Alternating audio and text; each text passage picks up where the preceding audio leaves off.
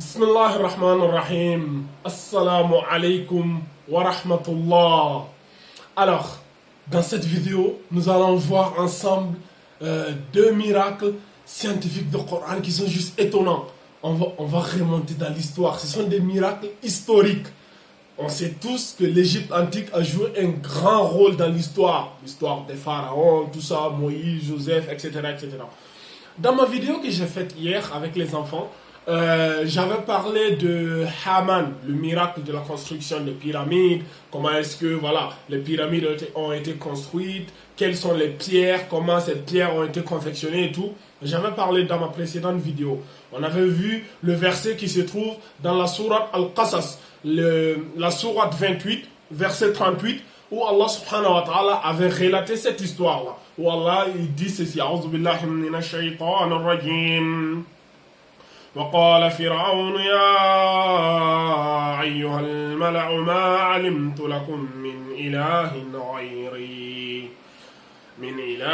غيري فأوقدني يا هامان على الطير فاجعل لي صرحا لعلي أطلع إلى إله موسى وإني لأظنه من الكاذبين. Pharaon ici, il a parlé en ce thème, et Pharaon dit, ô notable, je ne connais pas de divinité pour vous autre que moi. Haman, allume-moi du feu sur l'argile, puis construis-moi une tour. Peut-être alors je vais monter au ciel et je vais voir le Seigneur de Moïse. Ici, quand j'ai parlé de cela, il y a beaucoup de gens qui m'ont écrit, subhanallah, vous êtes merveilleux les amis.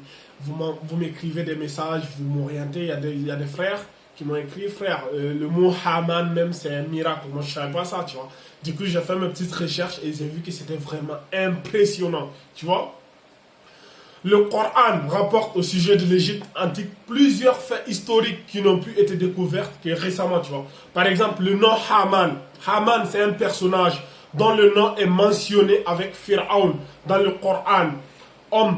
C'était un homme qui était parmi les plus proches, les plus rapprochés de Pharaon. Comme le verset le dit, Pharaon lui-même, il parle directement à Haman. Il dit, oh Haman, allume-moi du feu et sur de l'argile, tu vois. Ici, Allah il nous montre comment il a allumé le feu sur l'argile pour construire les pyramides. Maintenant, le mot Haman, le nom Haman même, c'est un miracle parce que personne, je dis bien personne, ne savait que Haman, il a existé à l'époque de Pharaon. Seul le Coran, parmi tous les livres historiques que nous avons eu jusqu'à maintenant, seul le Coran avait annoncé cela. Même la Bible n'avait pas pu annoncer cela, même dans la Torah, etc. Tu vois. Haman est un personnage dont le nom est mentionné avec Pharaon dans le Coran. Homme parmi les plus proches de Pharaon. Il est cité dans 6 versets du Coran. Dans 6 versets, Allah subhanahu wa ta'ala, il mentionne son nom directement. Contre toute attente, le nom Haman n'est jamais mentionné dans les parties de la Torah concernant la vie de Moïse. Cependant, nous rencontrons Haman dans les derniers chapitres de l'Ancien Testament, présenté comme assistant du roi babylonien, cruel envers les Israélites, aux environs de 1100 ans après Moïse. Subhanallah. Dans l'Ancien Testament, on vous dit que Haman, il était assistant du roi babylonien. Tu vois? Alors que le Coran, il nous apporte une précision remarquable. Le nom Haman n'était pas connu jusqu'au décodage des hiéroglyphes. Même les scientifiques, ils ne connaissaient pas ça. Jusqu'au décodage des hiéroglyphes égyptiens au 19e siècle. Quand les hiéroglyphes furent décodés, l'on a découvert que Haman était un assistant proche de Pharaon. On a découvert que Haman c'était un assistant proche de Pharaon. Et le chef des carrières de pierre. Haman c'était le chef des carrières de pierre. Rappelez-vous du verset. C'est-à-dire à gauche, ouvrier en construction dans l'Égypte antique.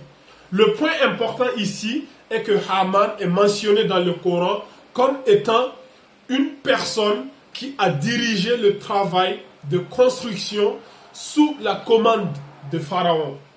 Sous la commande, c'est Pharaon qui lui dit Haman, fais-moi ceci, Haman, fais cela, tu vois.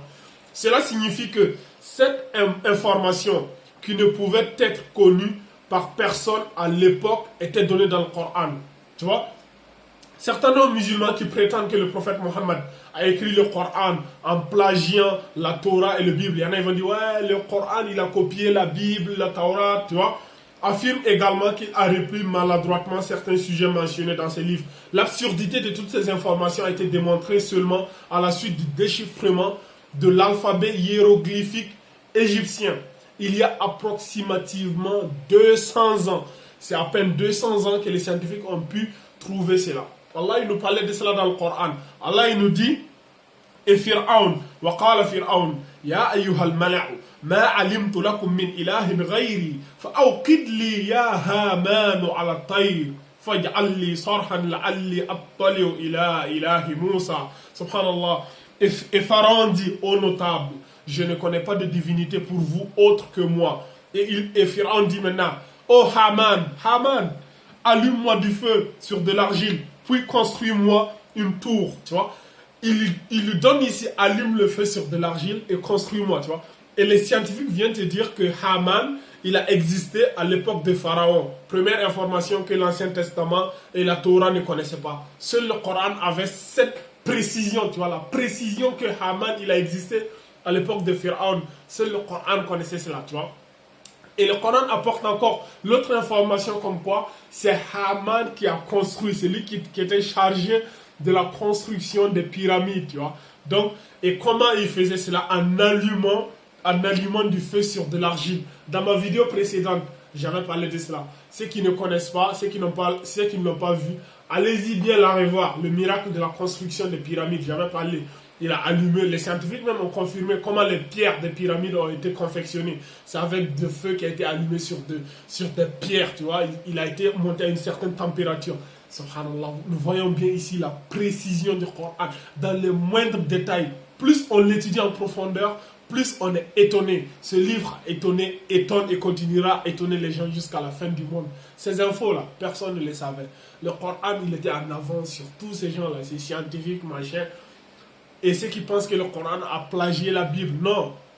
Le Coran n'a plagié aucun livre. Le Coran, il est venu, tu vois, avec sa propre stratégie, sa propre vision, sa propre histoire, tu vois. Le Coran, il est venu pour rétablir l'histoire. Tous ceux qui ont voulu faire des wash-wash, des passionnements des gens dans l'histoire, le Coran est venu, il a rétabli tout ça.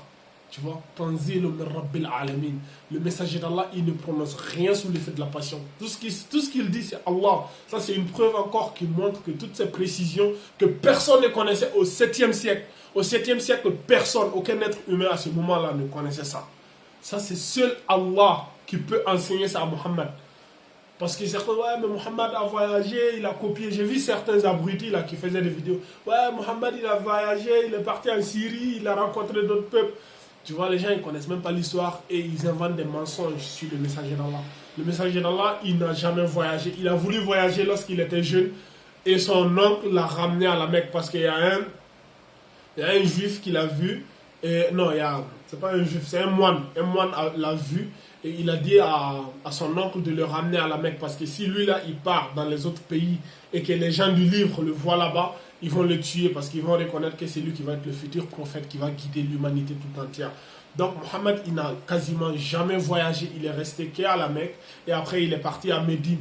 Tu vois, jusqu'à ce qu'il devienne prophète, il n'a quasiment jamais voyagé. Son oncle le protégeait de peur qu'un mal ne le touche. Comment quelqu'un qui est analphabète, qui n'a jamais voyagé, qui n'a jamais quitté sa terre, qui au 7e siècle, il n'y avait aucun scientifique, personne ne connaissait, personne à ce moment-là ne savait lire les hiéroglyphes, ni les décoder, ni tout ça. Comment Mohammed a pu connaître toutes ces précisions? Tu vois, c'est Allah qui lui a enseigné cela. وَمَا يَنْتِقُ عَنِ الْهَوَىٰ إِنْ هُوَ إِلَّا وَحْيٌ يُوحَىٰ عَلَّمَهُ شَدِيدُ الْقُوَىٰ. Dans la prochaine vidéo, Inch'Allah, je vais enchaîner les deux vidéos. Nous allons voir ensemble encore un autre miracle sur l'Égypte antique, sur le nom du Pharaon, son nom, le nom Pharaon même, il y a un miracle sur ça, Inch'Allah. Donc, restez connectés. Je vais enchaîner avec la prochaine vidéo, Inch'Allah. Haza wa alam. Wallah azza wa jalla ala alam. Subhanakallah bihamdik. Ashhadu an la ilaha illa anta astaghfiruka wa atubu ilayk. Wa akhiru da'wana anil hamdulillahi rabbil alamin.